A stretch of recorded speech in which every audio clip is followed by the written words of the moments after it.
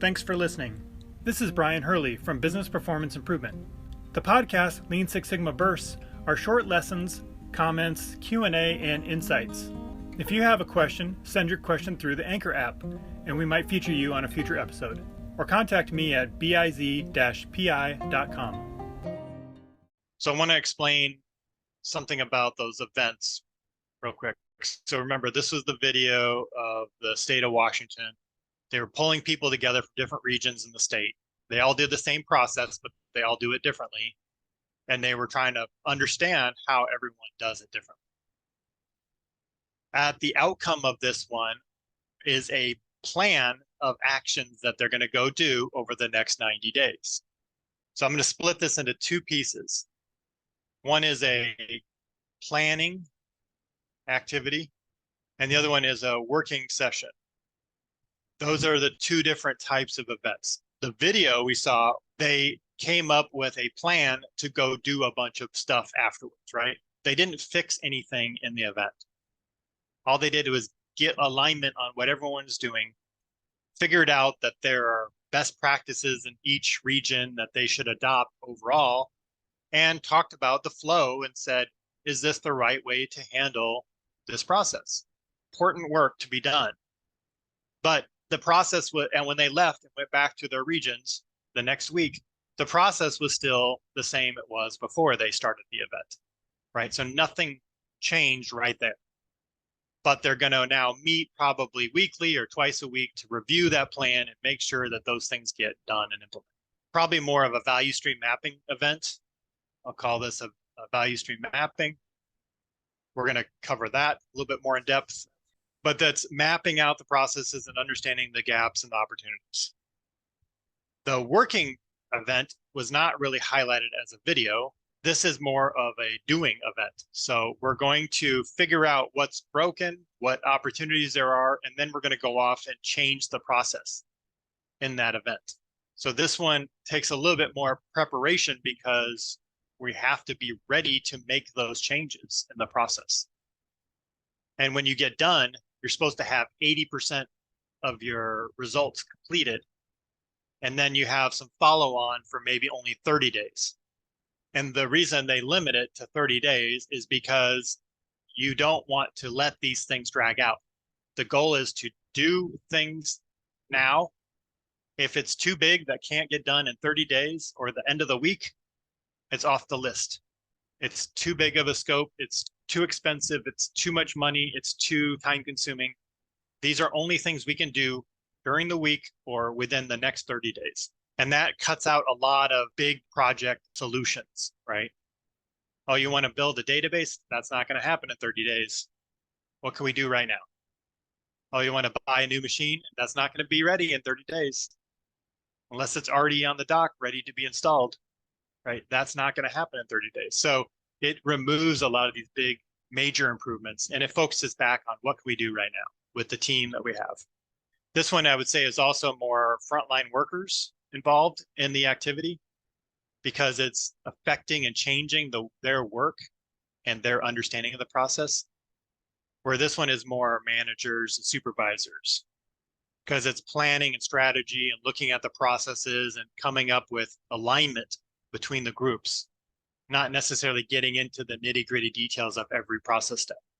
I would involve a lot of frontline workers in the understanding and the Gemba walks and the walking the process, all that, but they may not be in this activity the whole time. They might be back doing the work, right? Doing that value-added work. Let me pause for a moment to tell you about our sponsor, Creative Safety Supply. Creative Safety Supply is a great resource for free guides, infographics, and continuous improvement tools. I recommend starting with their 5S guide. It includes breakdowns of the 5 pillars, ways to begin implementing 5S, and even organization tips and color charts. From red tags to floor markings, it's all there. Download it for free at creativesafetysupply.com/5S. This one is more disruptive because you're pulling these people off the line, off their process, and involving them in reshaping that new process. So this one can be like you might have to shut down your whole process, or you run a small, short-staffed process to keep it going while you pull other people off to participate in this activity. So in the video, you saw more of this one up at the top, more planning. The ones I see, well, it's about half and half. Half of them are probably planning, half of them are more working sessions. For example, last year I did an event with a team. They had all their maintenance managers come to a offsite in a central location in the US. And then they talked about how they all manage the equipment and maintain the equipment at their location. Then they kind of come up with some best practices. And then they said, the goal of this event is to get the main equipment into the maintenance program so that we have 80% of the equipment is in the system, which will then start allowing us to track when we do updates and maintenance activity on those equipment. And so a little bit of planning up front. First day was just trying to get everyone aligned, get to know each other, figure out what everyone does, learn what everyone is doing in terms of how they manage. They had already decided that they were going to put this stuff into a common database. And then it was just the next 2 days was start typing all these things in. And we're going to sit you down and we're going to help you. And you got support team here. We've got resources to help, but we're going to help you upload and get all these in the system. And at the end of it, they left with a large portion of those equipment in the system. If you had said, oh, they each need to do this individually on their own, it wouldn't have got done. People are like, oh, I'm so busy, I don't have time. So we just brought everyone together and forced them to kind of do it. There's other things that they uncovered too, but that was the major part of it. It was a working session, and at the end, they had things to show. They have results. They have progress being made.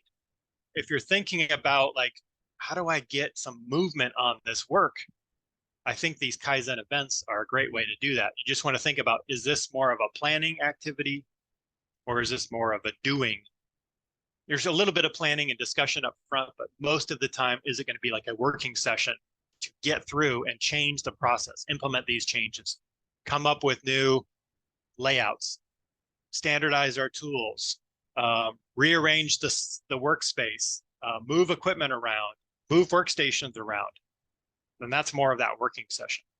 And at the end of that activity, you've actually rearranged the space. You've actually put in a new SOP.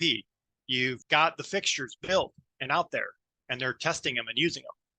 LeanSixSigmaDefinition.com has a list of glossary items about popular process improvement terms, along with the history of Lean and Six Sigma methods, and key influencers like Dr. Edward Stemming, Henry Ford, Taiichi Ohno, Shigeo Shingo, and many more.